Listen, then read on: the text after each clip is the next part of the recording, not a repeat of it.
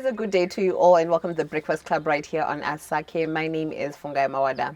The world is commemorating 16 days of activism against gender-based violence, and this year's theme is Unite Activism to End Violence Against Women and Girls. Today I have the honor and the privilege of talking to Ruvimbo Muchenje, who is a journalist and who has been a victim, and she says she's a survivor, by the way, of police brutality as well as political violence. Today, she shares her story of how we can make a difference in our world and end violence against women and the girl child. Good day, Ruvimbo, and thank you so much for joining us on the Breakfast Club. Thank you for having me. All right, so maybe for someone who doesn't know you, who is Ruvimbo? Tell us about what you do. Okay, my name is Ruvimbo Muchenje. I am a multimedia journalist. I have been in the field for the past 4 years. I started off with Alpha Media, going into Pindula, going into civil society, and now I am with the Newsworks doing mostly photography, videography, and now I am doing a little bit of writing. All right, so your experience with violence, and of course, it's not really a nice thing to talk about, literally, because I feel like for anyone who's a student who goes to study journalism or mass communication, you're like, okay, I'm going to go out there and I'm going to make a difference and tell all of these stories. You never think about violence happening to you. Worse off if you're a woman as well. What was your first encounter with violence in your journey as a journalist? My first encounter with violence, I was an intern at Newsday. I was sent to take pictures. I was the resident photographer for that week. I was supposed to get pictures for our weekly edition of the Standard. And I left home hoping to get a picture and then get to the office. I left home in the morning, went to Harvest House. There was a lot of squabbles around Harvest House. Now Morgan Richard Trangere House then. And police were camped right outside the office. So in my mind, I was like, I'd seen these guys, I'd seen these police officers, the anti-riot police, sleeping under the truck.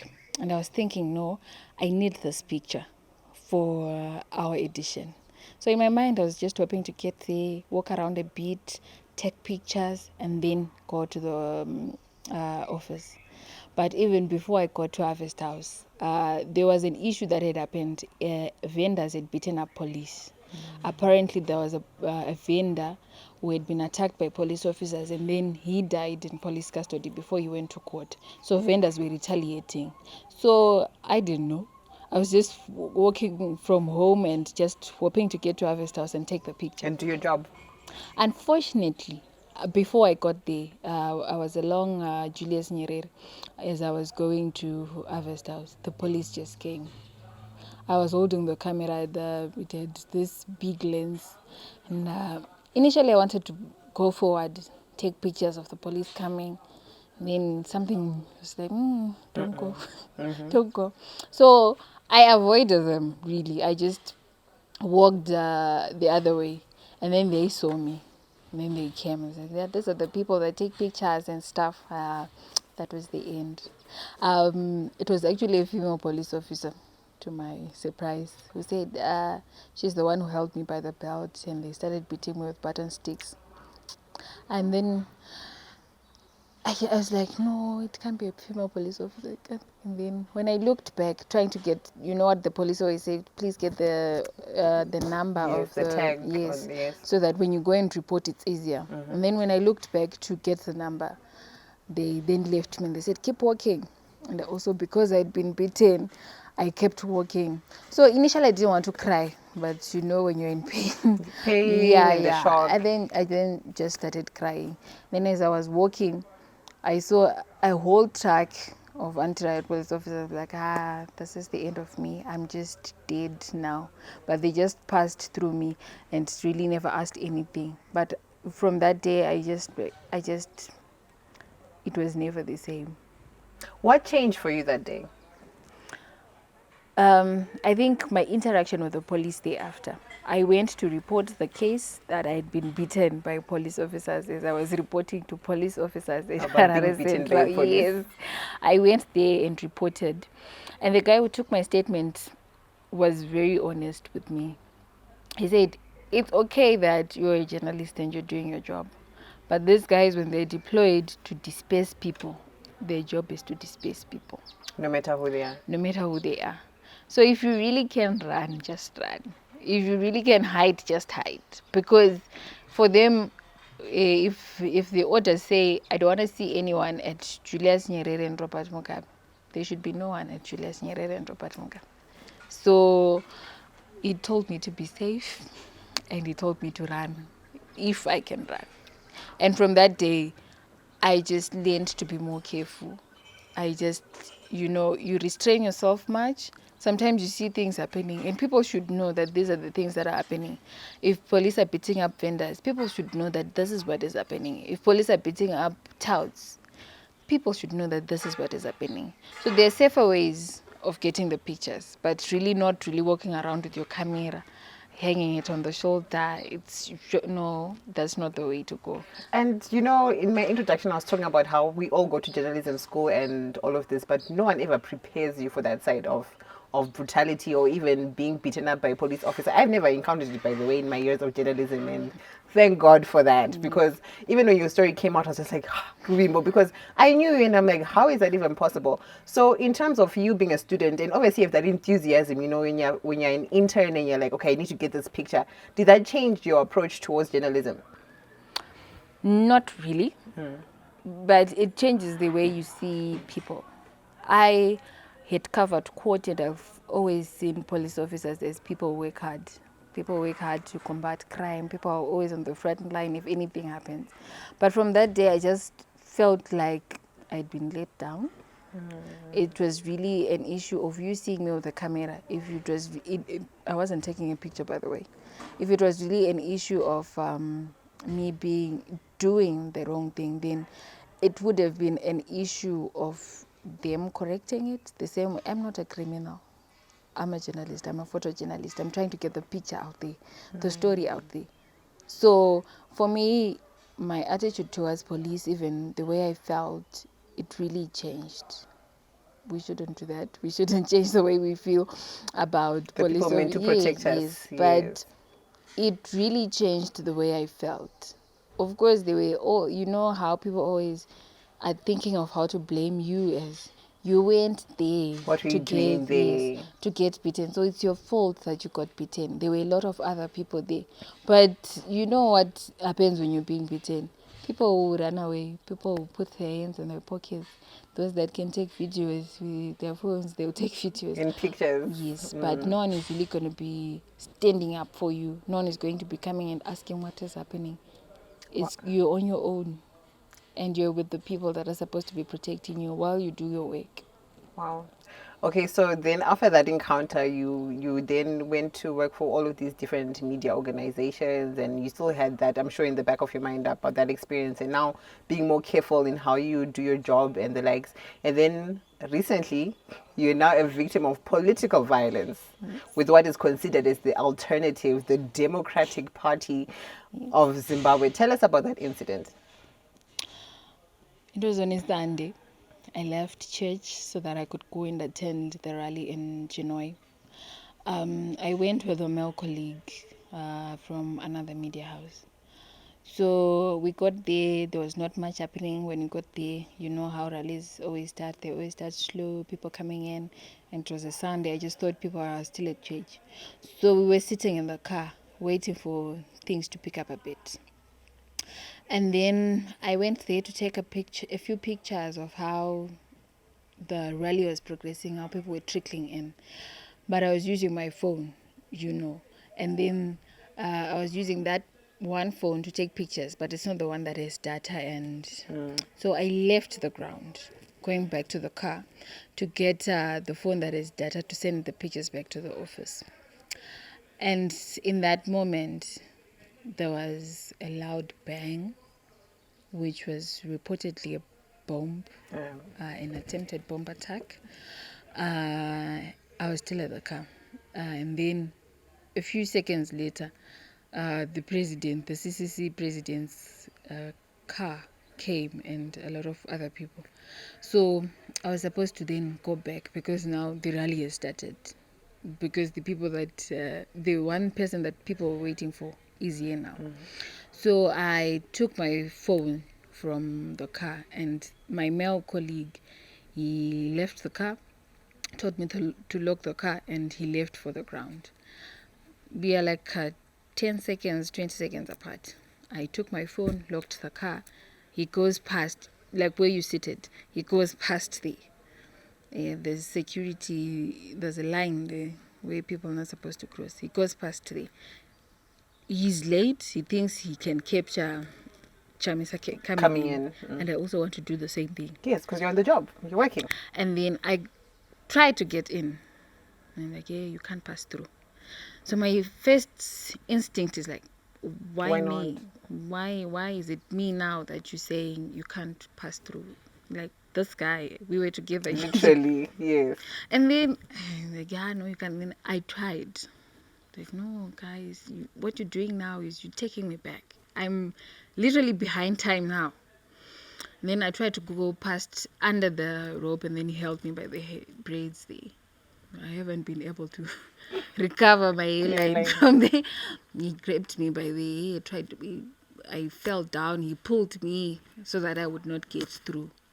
So the encounter went on for a few minutes, and people were literally just standing there. No one was going to assist. And then this guy, the driver of our other colleagues, came and said, "Daddy, she's a journalist, don't do that. Like, Shinabasa, doesn't matter." I showed him the card. Your press card? Yes. He didn't care. And then this other guy came and like, I also have a master's in media, and what it doesn't even matter. What you're saying that you're a journalist, it doesn't matter. What were they doing to you at this point while they're saying all of this? He's holding me by the... He still had you by the hair? Yes, and he's also holding me by the belt here. And then my colleague came, the guy... as the former editor of the Daily News, he came and said, "Don't do that." And it was at that moment that he left me. I was dead. Then I said, no, let me just try and go continue working, just take the pictures as I intended, but I couldn't. I wanted to cry. Everything was I was just overwhelmed in that moment. And I just said, when the first person asked me what happened, I just broke down and I cried. And then that's when the deputy spokesperson came and said, "What happened to you?" And I said, "I've been attacked by that other guy." So when we went there confronting him, he said, "Hey, she was attacking me, she was pushing me." In what capacity? A whole security guard against you. You were supposed to be securing. If I'm pushing you, then, and why would I push you anyway? She was pushing me and stuff, and then he was told to apologize and like, "Hey, I'm sorry." But then he was making it look like I had done something for him to react like that. I had done something so bad that he had to attack me in that way. Not only as a woman, but as a journalist, as a person. Not really that any other person would deserve such kind of treatment, but as a person, there was really no need for him to treat me like that. When such force, for me, it's the amount of force. So what's going on in your head while this is all happening? Initially, I'll be like, I don't want to cover these things anymore. For your safety, of course, because you don't want to be the hero that you build. There was once a female journalist. Yes, she brave. She's no longer with us. She died. You don't want that. No. You don't want that. So in my mind, I'll be like, well, I don't want to cover this. What do I gain from telling people that we went to a rally and then there were these promises and then this is what was happening? 10 other people will be doing that. So maybe they should do that. Maybe I shouldn't cover these things anymore. So what does that do to you as a person? Because for me, I always, and people always laugh at me, when you go out sometimes and then this violent skirmish, it's like I'm the first to usually run. Like, I'm not even going to stay and watch and see I don't record, I don't do anything, I usually run away. But this is you in the midst of violence, and these are men, these are women who are doing all of these bad things to you. What does that do to you mentally as a person? It makes you unsafe. It makes you feel like, given a chance to choose between telling the story and being safe, then maybe you're going to be choosing being safe. Mentally, you're not ready to be dealing with violence. You're not ready to be having pain inflicted on your body because you want to tell a story. You're not ready for... there's adrenaline in doing that. but you're not ready for that happiness that you've experienced all those other years, because this one encounter, these two encounters would make you know better that this is now before anything else happens. So you're censoring yourself. Okay, maybe I shouldn't be there. Maybe I should be there. Maybe I shouldn't go there. Maybe I should go there. But then it does not do much of help to you as a person who's supposed to be covering the story. You're supposed to be telling the story. At this stage, people are dancing, people are happy. At this stage, now the president is here. At this stage, the spokesperson is speaking. But you're not really sure if those are the same things that would have gotten you in trouble. Are those not the same things that you wanted to do at that one time, which have gotten you into this situation? So it brings a lot of censorship on yourself. You'll be like, no, these are things that I do not want to be covering. Do you cover political issues now, ever since these encounters have happened? Yes, but I cover the safe ones. Where if ever I'm going to call you Fungai as our MP, I'll be like, Fungai, these are the things that people are talking about. What would be your comment? If ever I'm going to come into your office, it's probably going to be safer because it's me and you. There's no other people around. There are no overzealous people that want to protect you from other things. But I'm thinking of doing it the safer way.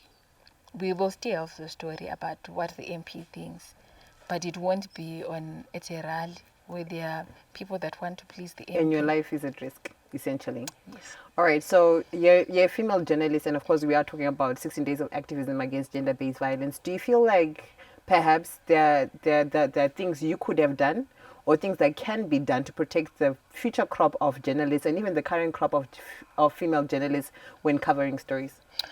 There was something that you said about being a student. When you're at school, your idea is probably your role model. I want to be like this news anchor. I want to be like this radio presenter. I want to be like this person that I've read so much about in the paper, this person that wrote the story. You're not really thinking police. You're not really thinking attacks. You're not really thinking death. Button sticks, being kicked, and all of that. So what could be done could be an incorporation of that into the curriculum so that we're prepared. When you leave school, you're so excited, like, I'm doing this is the thing that we've been doing, now I get to practice.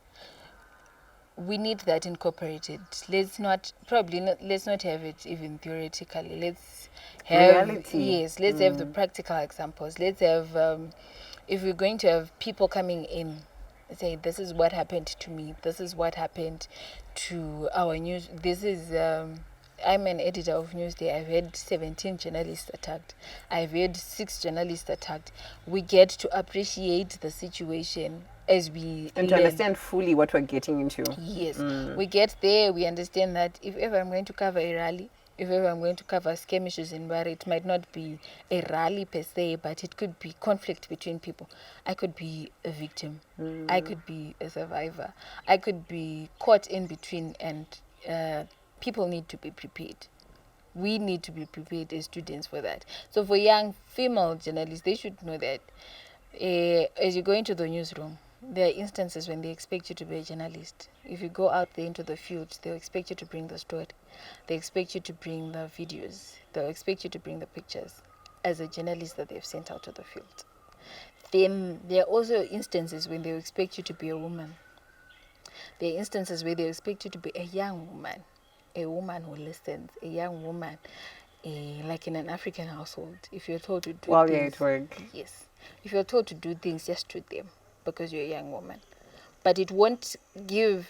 If you're going to be a young woman in the field, then you're not going to be a journalist because it's like that. Men will get there and get the story. And if you're going to be a young woman or a woman at that event, at that field assignment, then you'll never give us the story that a journalist is supposed to bring. Wow, that is actually, I've never heard it or it put it that way before. So it's like, wow. But I was actually thinking as you're talking, and I'm thinking of the ongoing case, Blessed Mhlanga, Newsday journalist, as well as Chingeto Chidi. She's also a young female journalist, also who was a victim of police brutality. And they, of course, won their case against the officers or whatever, and they are pursuing the matter in terms of litigation. Did you ever think of that? Initially, I never. To me, it was like, well, I've been here before. I've been attacked. Of course, it was by a police officer. But then, when you try and do the reporting, try and you see what happened with Blessed. They were arrested in May, and they only got acquitted recently. So it takes more time. Court processes, you go there, they say the state is not ready, you're remanded again. You lose time at court, you lose time doing court business, and you have a job to be doing. So initially I was like, this is probably a second attack and it will die down. But then over time, when you just sit to be like, what would happen if we got this particular person arrested? I think it does not only restrain people, it gives them an idea, because the party is not going to be arrested. You're going to be arrested for doing what you would have done. You've assaulted a journalist. You've assaulted a person. So you need to be arrested. And that would restrain a lot of people. And unlike in the case of Blessed had the video of the police video officer. evidence. So in my case, I could not recognize the police officer in the first instance. The second instance, he was there, the guy, but I didn't take a picture of him. So if ever we're going back to report now, like, do you remember the guy? I know he had dreadlocks, but if ever I don't find him among the people that, let's say, these are the people that were there, where is he? I don't know who he was. I don't know. Yeah. But then from my experience then, I just figured we had an attack on journalists the week before when journalists were covering a CCC rally in Kokwe. And then after that, we also had a journalist being attacked at a ZANU-PF DCC meeting in Kwazan. So if ever we're going to have particular persons arrested, it would send a message. You as Fungai would know that if ever I'm going to meet a journalist during the week, if ever I'm going to do anything, the blame is coming on me. If ever there's anything to be paid, it's me paying. It's not anyone else. So that would restrain a lot of people from doing all those other things that affect the work of the journalists. Okay, and I think, your last message, of course, to upcoming aspiring female journalists and even those in the field, what message you give to them, particularly during this month of 16 days of activism against gender-based violence? Where do I start? Ours is a difficult field. It's male-dominated. So women who are there are fighting for their space. In the 16 days of activism against gender-based violence, I would say keep on keeping on. You will meet these things. You will meet overzealous police officers. You meet overzealous politicians. You meet overzealous people generally, and they will think the problem with the profession is that everyone thinks they can tell journalists what to do. They don't know that we also have job descriptions. We also have things that we need to do as the fourth estate, as information disseminators. So you will meet people will be telling you what to do. For women, it's worse. Men maybe they will respect, but for women, it's worse. They see a woman at home. So I'm going to tell her that this is not what I want to be written. This is not what I want to be filmed. These are not the pictures that I want to be taken. So it's not going to be in politics. It's going to be everywhere. But you need to keep on keeping on. It's a minefield, but it's a profession you chose. We're going to keep on keeping on. Wow, Ruvimbo, thank you so much for joining us, and thank you so much for sharing your story. I feel like it's very important for us to come into this field with our eyes open, and just to know exactly what is on the ground. So wish you all the best with your career. And for me personally, I know that right now, obviously, you're not ready to go into those events and whatever. But I feel like to be very important to have someone like you in those events and just be a voice for the voiceless at the end of the day. But thank you so much for joining us on the Breakfast Club. Thank you. And to you at home, thank you so much once again for joining us on the Breakfast Club right here on Asake. I hope Ruvimbo's story has kind of woken us up to that theme of 16 days of activism against gender-based violence against women and the girl child. And thank you so much for joining us. Make sure you join us again, same time right here on Asake. Don't forget to like and to follow us on our social media platforms, right? Site ZW on Instagram, Facebook, TikTok, as well as on Twitter. From myself, Fungai, and the team behind the scenes, goodbye.